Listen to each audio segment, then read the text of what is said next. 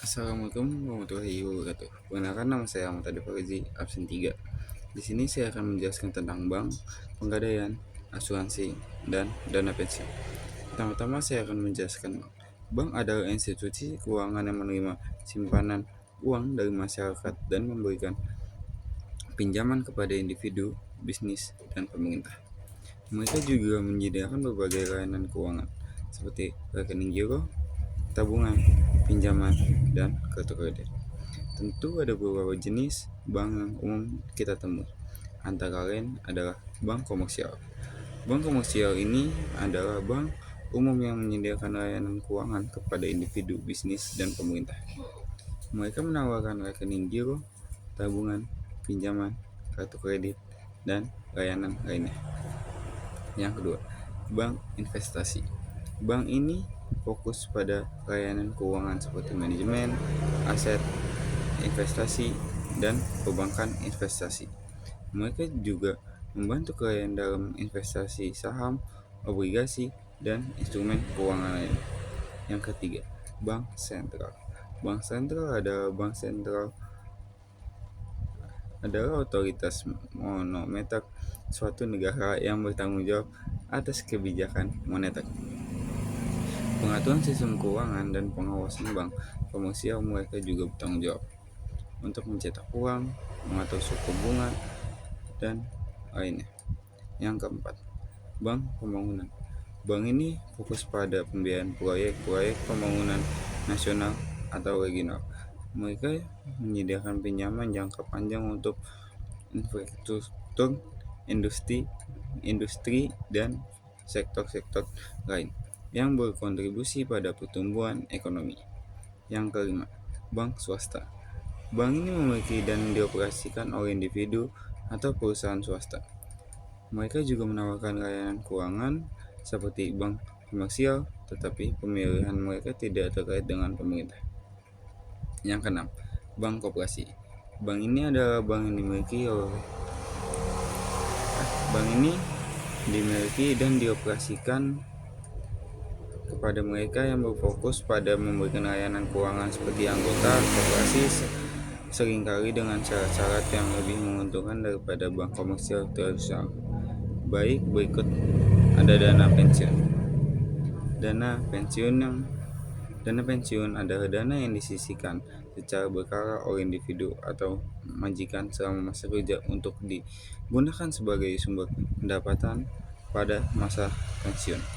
Tujuannya adalah untuk memastikan kesejahteraan finansial saat pensiun nanti. Ada beberapa jenis dana pensiun yang umum ditemui, antara lain adalah 1. Pensiun pekerja. Pensiun ini disisihkan oleh individu selama masa kerja mereka dan biasanya diinvestasikan dalam rencana pensiun yang ditawarkan oleh majikan mereka. Yang kedua, dana pensiun swasta. Dana pensiun ini adalah program pensiun yang disediakan oleh perusahaan-perusahaan swasta atau organisasi keanggotaan untuk karyawan dan anggotanya. Mereka seringkali diatur oleh pemerintah dan diinvestasikan dalam portofolio investasi yang beragam.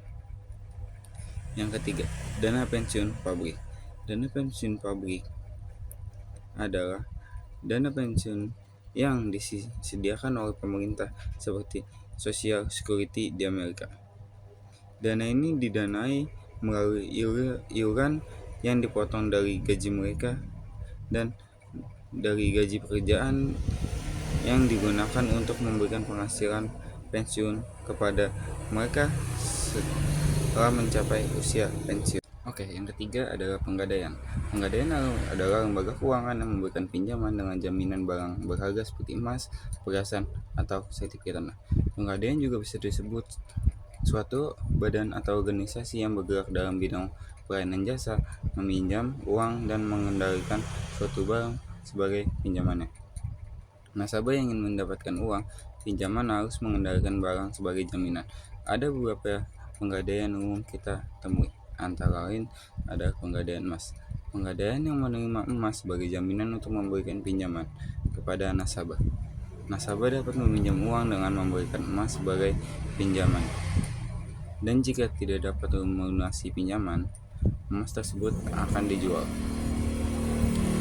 Yang kedua, penggadaian perhiasan. Serupa dengan penggadaian emas, namun penggadaian perhiasan menerima perhiasan sebagai jaminan untuk memberikan pinjaman kepada nasabah. Perhiasan tersebut biasanya dinilai berdasarkan berat dan kualitas. Penggadaian tanah. Penggadaian menerima sertifikat tanah atau properti sebagai jaminan untuk pinjaman. Nasabah dapat menggunakan sertifikat tanah mereka sebagai pinjaman yang mendapatkan pinjaman dengan bunga yang disepakati.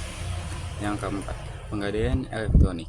Penggadaian modern yang menerima barang elektronik seperti laptop, smartphone, dan barang elektronik lainnya sebagai pinjaman untuk peminjaman. Nasabah dapat memberikan barang elektronik sebagai jaminan untuk mendapatkan pinjaman. Setiap penggadaian memiliki syarat dan ketentuan yang berbeda, tetapi prinsip dasarnya adalah sama, yaitu memberikan pinjaman dengan jaminan barang berharga. Dan ini berikut resiko menggunakan layanan penggadaian mengikuti 1. Kehilangan barang jaminan. Jika Anda gagal membayar pinjaman penggadaian, maka penggadaian memiliki hak untuk menjual barang jaminan Anda. Ini berarti Anda dapat kehilangan barang berharga Anda jika tidak dapat melunasi kewajiban membayar. 3. Tingkat bunga dan biaya yang tinggi. Biaya, bunga, dan biaya administrasi dari pinjaman penggadaian seringkali lebih tinggi daripada keuangan lainnya. Ini dapat meningkatkan jumlah yang harus Anda bayar kembali. Yang ketiga, terganggu dalam keuangan Anda. Jika Anda terlambat membayar atau tidak dapat membayar pinjaman, ini dapat mengganggu situasi keuangan Anda dan menyebabkan masalah finansial lebih lanjut di masa yang mendatang. Yang keempat, ketergantungan. Penggunaan penggadaian secara teratur dapat membuat Anda tergantungan pada pinjaman tersebut dan terjerat dalam siklus hutang yang sulit diputuskan. Yang kelima, ketidakpastian nilai barang jaminan.